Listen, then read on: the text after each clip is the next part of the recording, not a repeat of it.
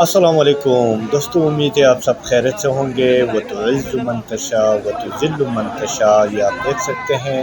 6 महीने के बाद जब मैं बहरीन पहुंचा तो बहरीन ट्रेड फेडरेशन और बहरीन के यूथ ने जिस तरीके से मेरा इस्तकबाल किया, यकीनन ये लम्हे मैं कभी भी नहीं भूल सकता हूँ। ये आप हमारे स्क्रीन के ज़रिए देख सकते हैं कितनी खुशी हुई मेरे इन दोस्तों को जब मैं बहरीन पहुंचा, क्योंकि मैं तो 1 महीने के लिए दुबई गया था, लेकिन वहाँ दुबई और सऊदी अरब में दोस्तों की मोहब्बत देख के 1 महीने क्या मेरे 6 महीने दुबई और सऊदी अरब में गुजर गए। और जब मैं बहरीन पहुंचा तो बहरीन के जो नज़ारे हैं वो आप हमारे स्क्रीन के ज़रिए देख सकते हैं। बहरीन यूथ और ये आप देख सकते हैं ट्रेड फेडरेशन बहरीन के सदर खानज़ादा साहब के जिस तरीके से मेरा इस्तकबाल किया वो आप सबके सामने हैं।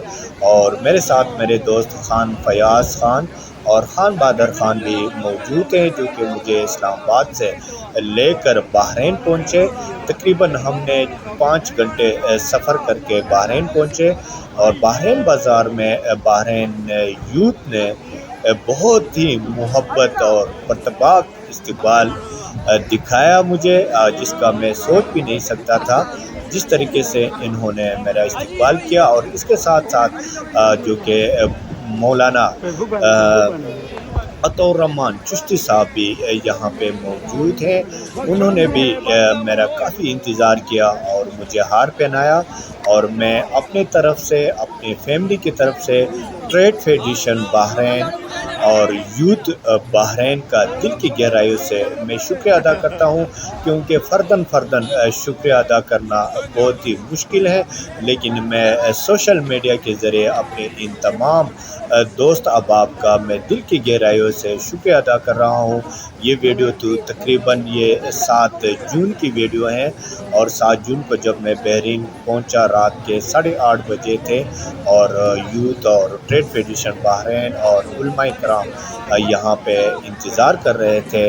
एक बार फिर मैं अपने इन तमाम दोस्तों का और इसके साथ साथ मैं अपने दुबई के दोस्तों का और सऊदी अरब के दोस्तों का भी दिल की गहराइयों से शुक्रिया अदा कर रहा हूँ और उनके लिए हमेशा के लिए दुआगोर रहूँगा, क्योंकि बहुत ही इज़्ज़त इन्होंने मुझे दी। और दुबई सऊदी अरब का एक एक कोना इन्होंने मुझे दिखाया और जिसका मैं सोच भी नहीं सकता था जिस तरीके से इन्होंने मुझे इज़्ज़त और मोहब्बत से नवाजा। अल्लाह ताला इन तमाम दोस्त अहबाब को तायात सलामत रखे और अपने हिफ्ज़ व अमान में रखे।